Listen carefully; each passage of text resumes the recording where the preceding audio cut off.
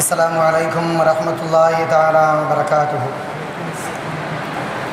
نحمده ونصلي على رسوله الكريم. أما بعد فقد قال الله تعالى في كلامه القديم والفرقان المجيد: أعوذ بالله من الشيطان الرجيم. بسم الله الرحمن الرحيم. قل هل يستوي الذين يعلمون والذين لا يعلمون.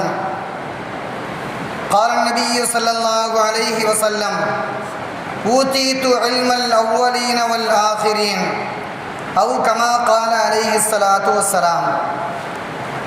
அகிலத்தை படைத்து பரிபாலிக்கக்கூடிய அல்லாஹ் ஒருவனுக்கே புகழ் அனைத்தும் உரித்தாகட்டுமாக. ஸலாத்தும் ஸலாமும் நபிகள் நாயகம் ஸல்லல்லாஹு அலைஹி வஸல்லம் அவர்கள் மீதும் அவர்களின் குடும்பத்தார்கள், உற்றார் உறவினர்கள், தோழர்கள், சுஹதாக்கள், சாலிஹீன்கள், அவுலியாக்கள் மற்றும் இங்கு குழுமிருக்கக்கூடிய நம் அனைவரின் மீதும் உண்டாகட்டுமாக. உலகத்திலே வாழும் காலம் முழுக்க கண்ணியமான மனிதர்களாக அல்லாஹ் நம்மை வாழச் செய்து, உலகத்தை பிரியும் நேரத்திலேயும் கண்ணியமாக அல்லாஹ் பிரிய செய்து, மறுமையிலே கண்ணியமான மனிதர்களோடு அல்லாஹ் நம்மை எழுப்பி அருள் புரிவானாக. அதற்கு தோதுவான அமல்களை செய்து வாழக்கூடிய தௌஃபீக்கையும் அதற்கான இஹ்லாஸையும் அல்லாஹ் நிறைவாக தந்தல் புரிவானாக. கண்ணியமிக்கவர்களே, அல்லாஹ் உலகத்திலே எவ்வளவோ படைப்புகளை அல்லாஹ் படைத்திருந்தாலும் கூட இந்த மனித படைப்பை பற்றி அல்லாஹ் சொல்லும் நேரத்திலே அல்லாஹ் சொல்வான்: வலக்கது கர்ரம்னா பனி ஆதம. ஆதம் அலைஹிஸ்ஸலாமுடைய சந்ததிகளை நாம் மிக கண்ணியமாக ஆக்கினோம் என்பதாக அல்லாஹ் சத்தியமிட்டு சொல்கின்றான். கண்ணியப்படுத்துவதற்கான அடையாளங்கள் என்ன? அழகினாலா, உடலுடைய அமைப்பின் காரணத்தினாலா, அல்லது ஆடையினுடைய அம்சத்தினாலா என்பதாக பார்த்தோம் என்றால் இல்லை. ஒருவருக்கொருவர் கல்விகளை கற்றுக்கொள்வது, பிறருக்கு கற்றுக் கொடுப்பது, இந்த இரண்டு காரணத்தினால் மிக உயர்ந்த அந்தஸ்தை அடைவதாக இந்த திருமறை வசனத்திற்கு விளக்கத்தை சொல்லக்கூடிய ஞானவான்கள் சொல்லித் தருவார்கள். உலகத்திலே பெருமானார் ஸல்லல்லாஹு அலைஹி வஸல்லம் அவர்கள் ஆக உயர்ந்த நபி, உன்னதமான நபி, நபிமார்களுக்கெல்லாம் தலைவரானவர்கள், நபிமார்களுக்கெல்லாம் இறுதியானவர்கள், நபிமார்களே ஆக உச்சத்தில் இருக்கக்கூடிய நபிகள் நாயகம் ஸல்லல்லாஹு அலைஹி வஸல்லம் பார்த்து அல்லாஹ் சொல்லக்கூடிய வார்த்தை: எல்லா கல்வி ஞானங்களையும் கொடுக்கப்பட்ட அவர்களே சொல்வார்கள், ஊதீது இல்மல் அவ்வலீன வல் ஆகிரீன். ஆரம்பத்திலே வந்த மனிதர்கள், இறுதி வரை வரக்கூடிய மனிதர்கள், எல்லா மனிதனுடைய ஒட்டுமொத்தமான கல்வி ஞானங்களையும் அல்லாஹ் எனக்கு வழங்கி இருக்கின்றான், எனக்கு வழங்கப்பட்டிருக்கின்றது என்பதாக பெருமானார் ஸல்லல்லாஹு அலைஹி வஸல்லம் அவர்கள் தாங்களே சொல்லித் தருவார்கள். அப்படிப்பட்ட நபிகள் நாயகம் ஸல்லல்லாஹு அலைஹி வஸல்லம் பார்த்து அல்லாஹ் சொல்கின்றான்: வகுர் ரப்பி ஸித்னி இல்மா. யா நபியே, நீங்கள் மக்கள் அல்லாஹ்விடத்திலே கேளுங்கள். வகுர் ரப்பி ஸித்னி இல்மா. யா அல்லாஹ், எனக்கு கல்வி ஞானங்களை அதிகப்படுத்தி தருவாயாக என்பதாக கேளுங்கள் என்பதாக அல்லாஹ் சொல்லித் தரக்கூடிய அந்த செய்திகளை பார்க்கின்றோம்.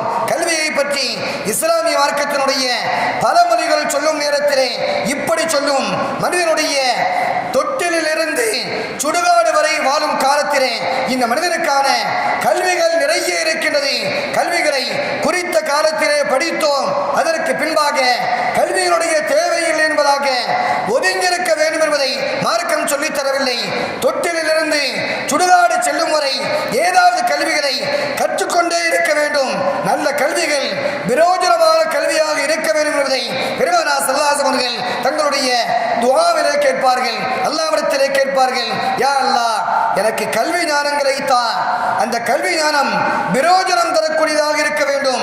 பிரயோஜனம் இல்லாத கல்விகளை விட்டும் நான் உன்னிடத்திலே பாதுகாப்பை தேடுகின்றேன் என்பதாக பெருமானார் ஸல்லல்லாஹு அலைஹி வஸல்லம் அவர்கள் அடிக்கடி அல்லாஹ்விடத்திலே துஆ கேட்கக்கூடிய அந்த துஆவை பார்க்கின்றோம். அதே போன்று கேட்பார்கள்: ஏற்கப்படாத துஆவை விட்டும், உன்னிடத்திலே அங்கீகரிக்கப்படாத துஆவை விட்டும் நான் உன்னிடத்திலே பாதுகாப்பை தேடுகின்றேன் என்பதாக பெருமானார் ஸல்லல்லாஹு அலைஹி வஸல்லம் அவர்கள் நிறையவே கேட்டிருக்கின்றார்கள்.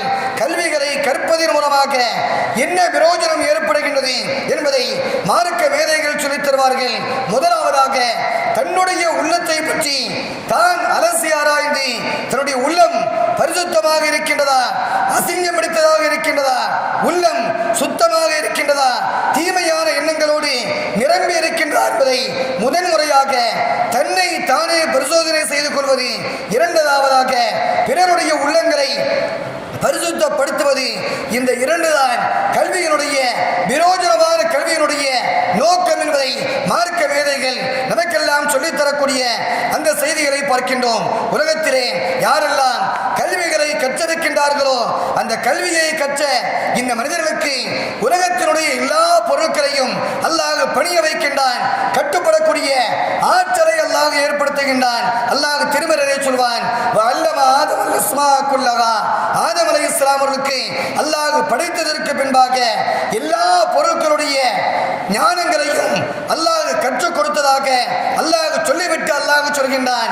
கல்வி ஞானங்களை கற்றதற்கு பின்பாக கற்றுக் கொடுக்கப்பட்டதற்கு பின்பாக ஆதம் அலைஹிஸ்ஸலாமை பார்த்து அல்லாஹ் சொல்வான், இந்த ஆதமுக்கு நீங்கள் எல்லாம் சஜிதாவை செய்யுங்கள் என்பதாக உயர்தரமான மலக்குமார்களை பார்த்து அல்லாஹ் சொல்வான்.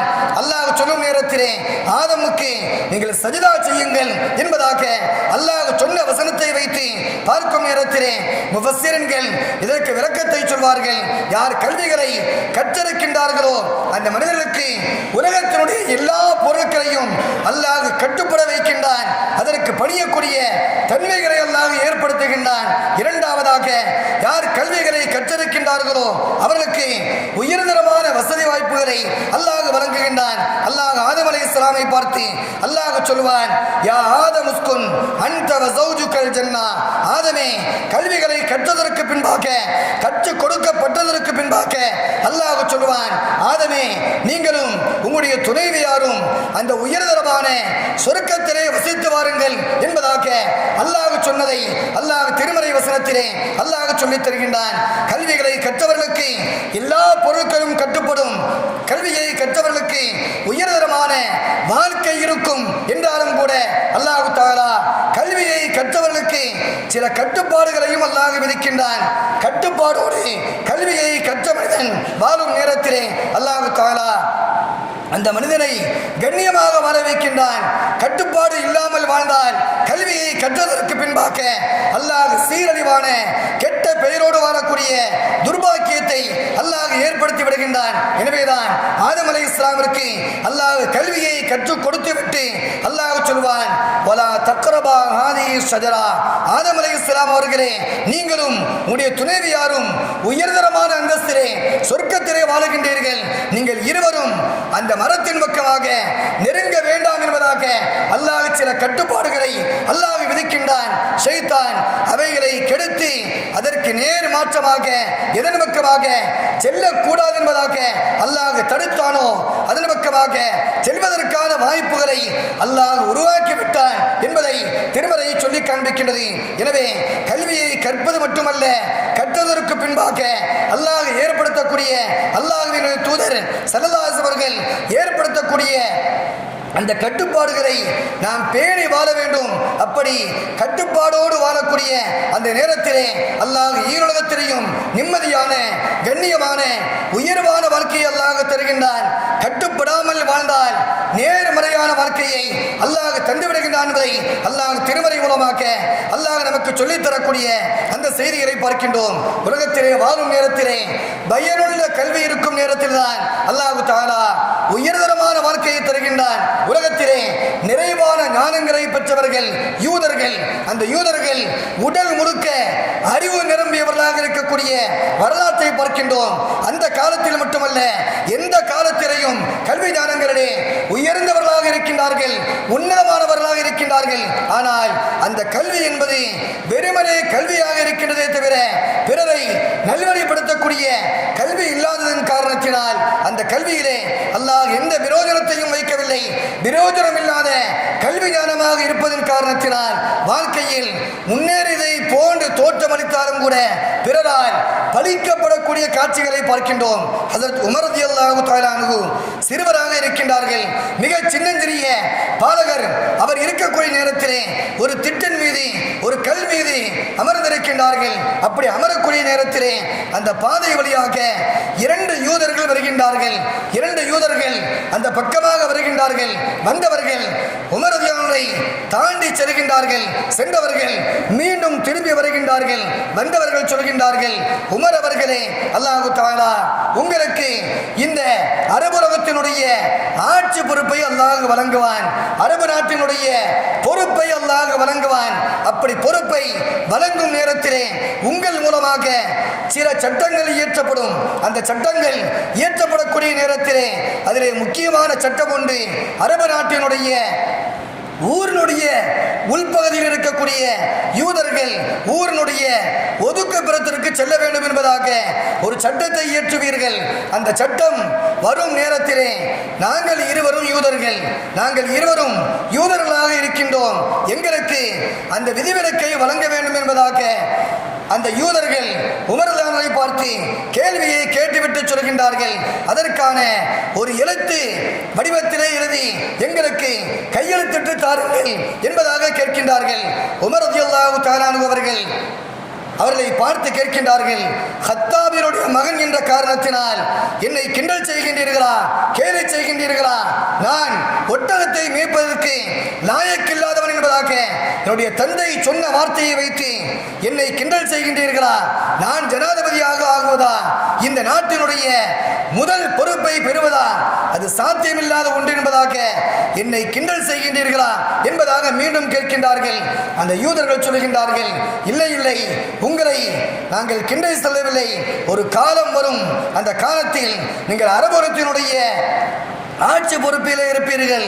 அந்த நேரத்திலே எங்கள் இருவருக்கும் யூதர்களை ஊரினுடைய ஒதுக்குப்புறமாக தங்க வைக்கக்கூடிய நேரத்திலே எங்களுக்கு இந்த உள்ளூரிலேயே தங்கக்கூடிய வாய்ப்பு கிடைப்பதற்காக எழுதி தாருங்கள், கையெழுத்திட்டு தாருங்கள் என்பதாக அந்த மனிதர்கள் கேட்க உமர் ரலியல்லாஹு அன்ஹு நம்மளை கிண்டல் செய்கின்றார்கள் என்பதாக யதார்த்தமாக நினைத்த அவர்கள் ஒரு பேப்பரிலே கையெழுத்திட்டு இவருடைய கரத்திலே கொடுத்து விடுகின்றார்கள். அல்லாஹு தஆலா காலங்களை உருண்டோட செய்கின்றான். நபிகள் நாயகம் ஸல்லல்லாஹு அலைஹி வஸல்லம் அவர்கள் தங்களுடைய இறுதி நேரத்திலே சஹாபா பெருமக்களை எல்லாம் ஒன்றாக அமர வைக்கின்றார்கள். அப்படி அமர வைக்கும் நேரத்திலே 4 விஷயங்களை சொல்கின்றார்கள். தோழர்களே, சஹாபா பெருமக்களே, நான் சொல்லக்கூடிய 4 விஷயங்களை மிக கவனமாக பேணுதலாக நீங்கள் பேணிக் கொள்ளுங்கள். அப்படி பேணும் காலமெல்லாம் நீங்கள் நிம்மதியோடு இருப்பீர்கள், வெற்றி பெறுவீர்கள் என்பதாக அந்த சஹாபா பெருமக்களை பார்த்து பெருமானார் ஸல்லல்லாஹு அலைஹி அவர்கள் சொல்லுகின்றார்கள். அதிலே முதல் செய்தி, தொழுகையை நீங்கள் பேணுதலாக தொழுங்கள். வாரும் வாழ்க்கையிலே தொழுகையின் விஷயத்திலே கவனக்குறைவாக இருக்காதீர்கள். எந்த வேலை இருந்தாலும் சரி, தொழுகையை குறித்த நேரத்திலே தொழக்கூடிய பழக்கத்தை ஏற்படுத்திக் கொள்ளுங்கள். தொழுகையிலே கவனக்குறைவாக இருக்க வேண்டாம் என்பதாக முதல் செய்தியை சொல்கின்றார்கள். சஹாபா பெருமக்கள் அதை கேட்டுக்கொள்கின்றார்கள். இரண்டாவதாக சொல்கின்றார்கள், எனக்கு பின்னால் நான் உலகத்தை பிரிந்ததற்கு பின்பாக பெண்களுடைய விஷயத்திலே, அடிமைகளுடைய விஷயத்திலே மிக கவனமாக அல்லாஹ்வை பயந்த வண்ணமாக நீங்கள் வாழ வேண்டும். ஏனென்றால் பெண்களை மிக மட்டமாக, அடிமைகளை மிக கொடூரமான அடிமைகளாக நடத்தி கொண்டிருக்கின்றீர்கள், அவர்களுக்கு நோவினை கொடுக்கின்றீர்கள். அந்த விஷயத்திலே அல்லாஹ்வை பயந்து கொள்ளுங்கள். உங்களை போன்ற மனிதர்கள் தான் அவர்களும், அவர்கள் பலகீனமானவர்கள். உங்களிடத்திலே பதவி இருக்கின்றது, அடிமைகளை நீங்கள் தலைகீழாக நடத்துகின்றீர்கள். அதை போன்று பெண்கள் உங்களுக்கு கட்டுப்பட்டவர்களாக இருக்கின்றார்கள், அவர்களும் பலகீனமானவர்கள். உங்களிடத்திலே பொறுப்பு இருப்பதின் காரணத்தினால், பலம் இருப்பதின் காரணத்தினால் அவரிடத்திலே கண்ணியமாக நடத்தாட்டுங்கள், கண்ணியமாக நடந்து கொள்ளுங்கள் என்பதாக பெருமானார் ஸல்லல்லாஹு அலைஹி அவர்கள் சொல்லிவிட்டு மூன்றாவதாக சொல்கின்றார்கள், பிற நாட்டினுடைய தூதர்கள் வந்தால் அந்த மனிதர்களை கண்ணியத்தோடு நடத்தாட்டுங்கள். அந்த தூதர்கள் எதிர் நாட்டை சார்ந்தவர்களாக இருந்தாலும் சரி, அவர்களை கண்ணியத்தோடு வரவேற்று கண்ணியத்தோடு வழியனுப்பி வையுங்கள். இது யதார்த்தமாக பிற நாட்டினுடைய தூதுவர்களை கண்ணியப்படுத்துவது நம்முடைய கண்ணியத்தை எடுத்து காட்டும் என்பதாக பெருமானார் ஸல்லல்லாஹு அலைஹி அவர்கள் சஹாபா பெருமக்களுக்கு சொல்கின்றார்கள். நான்காவதாக சொல்கின்றார்கள், தோழர்களே, எனக்கு பின்னால் இந்த அரபுலகத்திலே யூதர்களை ஊரை விட்டும் அப்புறப்படுத்துங்கள். அவர்களை ஊருக்கு ஒதுக்குப்புறமான அந்த பாதையிலே தங்க வையுங்கள். உள்ளூருக்குள்ளாக, ஊருக்குள்ளாகவே அவர்களை தங்க வைக்க வேண்டாம். அவர்கள் மூலமாக பலவிதமான சூழ்ச்சிகள் ஏற்படும் என்பதை பெருமானார் ஸல்லல்லாஹு அலைஹி அவர்கள் ஆரம்ப காலகட்டத்திலே எப்போதோ நடக்க வேண்டிய செய்தியை முற்கூட்டியே சொல்லிய அந்த வரலாறை பார்க்கின்றோம். காலங்கள் உருண்டோடுகின்றது. பெருமானார் பெருமானார் ஸல்லல்லாஹு ஆட்சி காலத்திற்கு பின்பாக ஹஜ்ரத் அபூபக்கர் சித்தீக் ரலியல்லாஹு அன்ஹு ஆட்சி பொறுப்பை ஏற்கின்றார்கள்.